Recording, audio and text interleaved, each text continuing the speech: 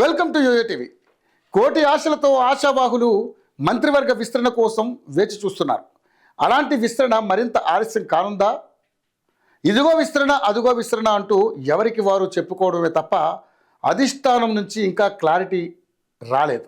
MLC ఎన్నికలకు మంత్రివర్గ విస్తరణకు లింక్ ఉందా అంటే అవుననే సమాధానం వినిపిస్తుంది. క్యాబినెట్ విస్తరణ జరిగితే ఎవరికి బంపర్ ఆఫర్ తగులుతుంది?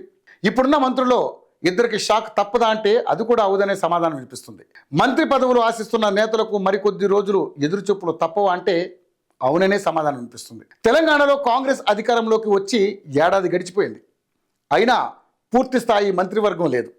ప్రస్తుతం ఉన్న వారితో పాటే మరో 6గురిని మంత్రివర్గంలోకి తీసుకునే అవకాశం ఉంది. గత కొద్ది రోజులుగా మంత్రివర్గ విస్తరణ ఉంటుందంటూ పెద్ద ఎత్తున ప్రచారం జరుగుతుంది.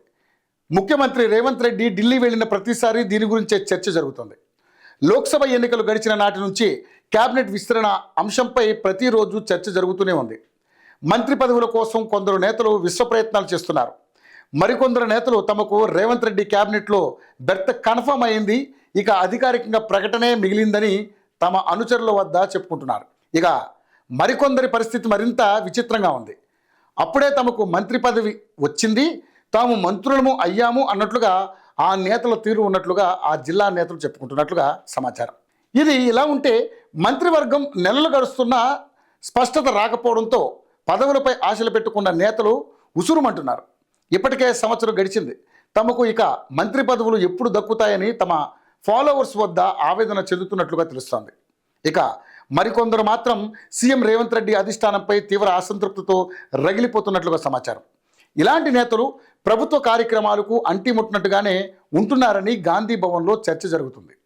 మరోవైపు కొందరు నేతలు బహిరంగంగానే పార్టీకి ఇబ్బంది కలిగే వ్యాఖ్యలు చేస్తున్నారు. ఇటీవల మునుగోడు ఎమ్మెల్యే రాజగోపాల్ రెడ్డి చేసిన వ్యాఖ్యలు కాంగ్రెస్లో పెద్ద కలకలం రేపాయి.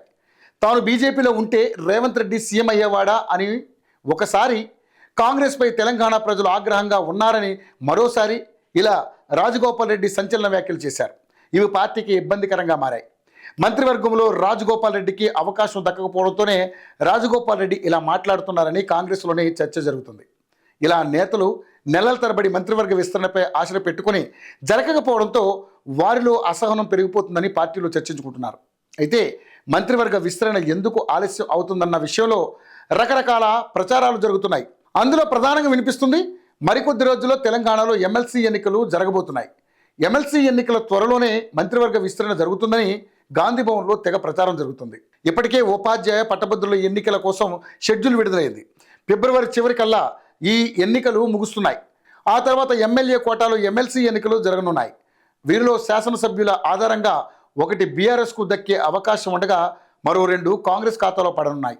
ఈ ప్రక్రియ అంతా కూడా మార్చి నెల చివరాఖరు వరకు పూర్తయ్యే అవకాశం ఉంది.